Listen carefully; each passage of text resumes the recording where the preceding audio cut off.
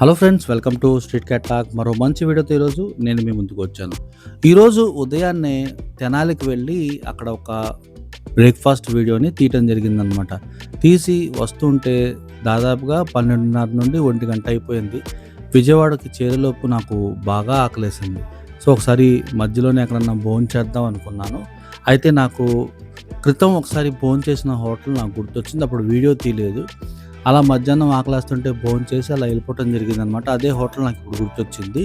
Hotel పేరు వచ్చేసరికి నెల్లూరు పెద్దారెడ్డి చేపల పులుసు ధన్విక హోటల్ అంటారనమాట. కరెక్ట్‌గా ఈ హోటల్ వచ్చేసరికి మణిపాల్ హాస్పిటల్ దగ్గరలోనే ఉంటుంది. సర్వీస్ రోడ్‌లో ఉంటుందనమాట. సో అడ్రెస్ అన్నీ కూడా నేను డిస్క్రిప్షన్‌లో ఇస్తాను, చూడగలరు. ఇక్కడ పార్సెల్స్ బాగా పట్టుకెళ్తుంటారు. పోయినసారి ఇక్కడ చేపల పులుసుతో భోజనం తిన్నాను, చాలా బాగుంది. నార్మల్ భోజనం కూడా సూపర్‌గా ఉంటుంది. కేవలం మామూలు భోజనమే తినాలి అంటే గనక రూ. 100 వీళ్ళు ఛార్జ్ చేస్తారు.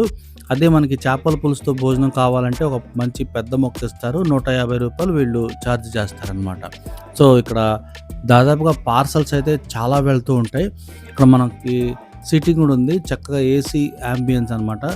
చూడండి, ఉన్న దాంట్లోనే నీట్‌గా, క్లీన్‌గా వీళ్ళు మెయింటైన్ చేస్తూ ఉంటారు.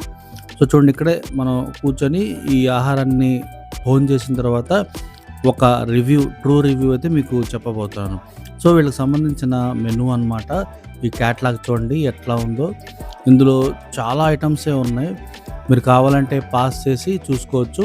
కానీ ఇక్కడ నాకు బాగా నచ్చిన ఐటమ్స్ ఏంటంటే నార్మల్ ఫుడ్డు మరియు పెద్దారెడ్డి చేపల పులుసు. ఇవి 2 హైలైట్. ఇవి 2 కూడా సూపర్‌గా ఉంటాయి. తక్కిన సంగతి ఇక్కడ నాకు బాగా నచ్చిన, చాలాసార్లు ఈ హోటల్‌కి రావటానికి ప్రేరేపించిన ఐటెమ్ ఏదన్నా ఉంది అంటే గనక అది నెల్లూరు పెద్దారెడ్డి చేపల పులుసు అనమాట. సో చూస్తుంటేనే నోరు ఊరుతుంది కదా! మంచి స్పైస్‌తో వీళ్ళు ప్రిపేర్ చేస్తారు. దీంట్లో మామిడి ముక్కలు కూడా ఉంటాయి. ఒకసారి మీరు టేస్ట్ చేస్తే అసలు దీనికి ఫ్యాన్ అయిపోతారనమాట. అంత బావుంటుంది. వేడి వేడి అన్నంలో చేపల కూర అలా యేసుకొని తింటే యమ్మా ఉంటది కదా! చూస్తుంటేనే అసల ఆకలి రెట్టింపైపోతుంది. ఇక్కడ నించుంటే ఆ గుమగుమలకి ఆకలి రెట్టింపైపోతుందనమాట. ఇక్కడ మంచి వాసన. ఈ కర్రీ కూడా సూపర్‌గా ప్రిపేర్ చేస్తారు. లాస్ట్ టైం కూడా తిన్నాను. సో ఈసారి కూడా నేను టేస్ట్ చేయబోతున్నాను. సో ఇదొచ్చేసరికి చూడండి, ఇట్లా మనకి సర్వీస్ రోడ్‌లో కనిపిస్తుంది. నెల్లూరు పెద్దారెడ్డి ధన్విక హోటల్ అనమాట. సో ఇది మణిపాల్ దగ్గరలోనే ఉంటుందనమాట. అటు సైడ్ వెళ్తే మణిపాల్ అనమాట.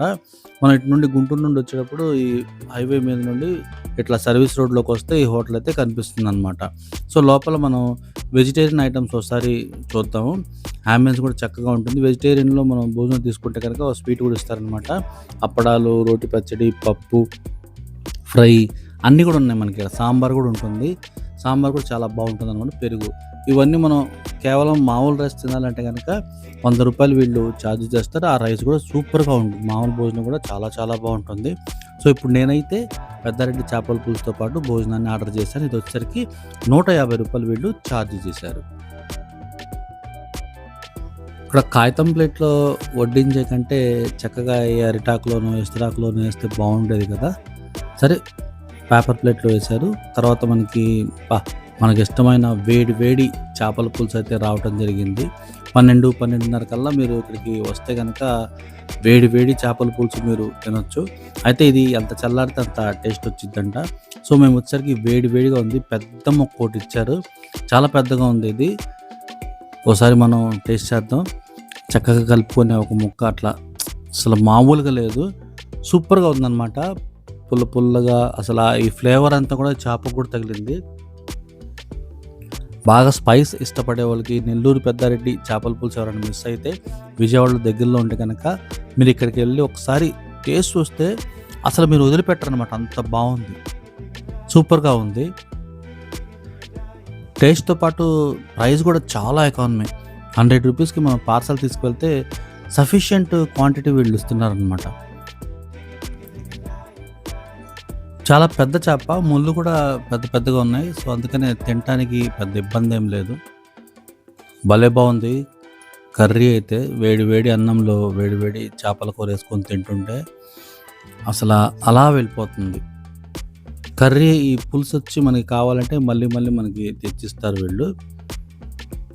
పులుసులో చింతపండు పులుసు టేస్ట్‌తో పాటు ఎక్కువ మనకి మామిడి పళ్ళ ఈ పుల్లదనం అయితే మనకి తగులుతుంది.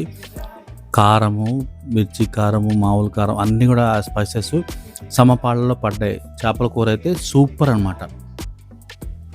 పోయినసారి తిన్నప్పుడు సాంబారు అసలు అదిరిపోయింది.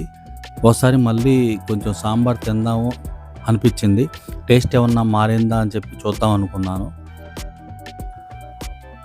పొట్టలో ప్లేస్ లేదు కానీ ఆ చేపల కూర ఎంత తిన్నా అసలు వెళ్తానే ఉంది. సాంబార్ అయితే అదిరిపోయిద్ది. నాకు పర్టికులర్గా ఈ బంగాళదుంప కూరలో వీళ్ళు వేసిన మసాలాలు, కొబ్బరితో పాటు వేసిన కొన్ని మసాలాలు, ఈ శనగపప్పు చాలా చాలా బాగా నచ్చినాయి. సాంబార్లో భలే కరెక్ట్గా కనెక్ట్ అయిపోయినాయి. సూపర్గా ఉంది టేస్ట్ అయితే. అసలు మనం భోజనం అంతా కూడా ఆ చేపల కూరతోనో లేక ఈ సాంబార్తోనో ముగించేయచ్చు, అంత బాగుంది. సైడ్లో ఇచ్చిన ఈ వేపుడు కూడా బ్రహ్మాండంగా ఉంది. ఇందులో వీళ్ళు యూస్ చేసిన ఈ కొబ్బరి, శనగపప్పు మంచి రుచినిచ్చాయి. చాలా బాగుంది, మంచి ఫ్లేవర్ వచ్చింది. ఉంది అసలు. ఎంత తిన్నా తినాలనిపిస్తుంది అసలు. అందుకని మళ్ళీ ఒకసారి నేను వడ్డించుకొని సాంబార్లో తినటం జరిగిందనమాట. ఇప్పుడు ఒకసారి మనం మన భోజనాన్ని పెరుగుతో ముగిద్దాం. పెరుగు చిన్న చిన్న గిన్నెల్లో తెచ్చి ఇవ్వడం అట్లా ఏం లేదు. మనకి ఎంత కావాలంటే అంత పెరుగు వడ్డిస్తారనమాట. ఈ పద్ధతి అయితే నాకు చాలా బాగా నచ్చింది.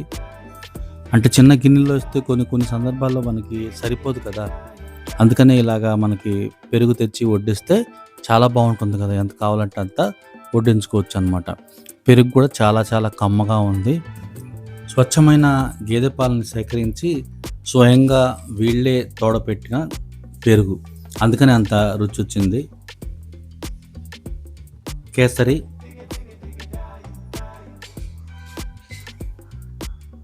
చాలా రుచికరంగా ఉంది. ఇక్కడ భోజనం చేస్తే మీరు కంపల్సరీగా చేపల పులుసుకి ఫ్యాన్ అయిపోతారు. మరో మంచి వీడియోతో మళ్ళీ కలుద్దాం. వీడియోని లైక్ చేయడం మాత్రం మర్చిపోవద్దు. Thank you.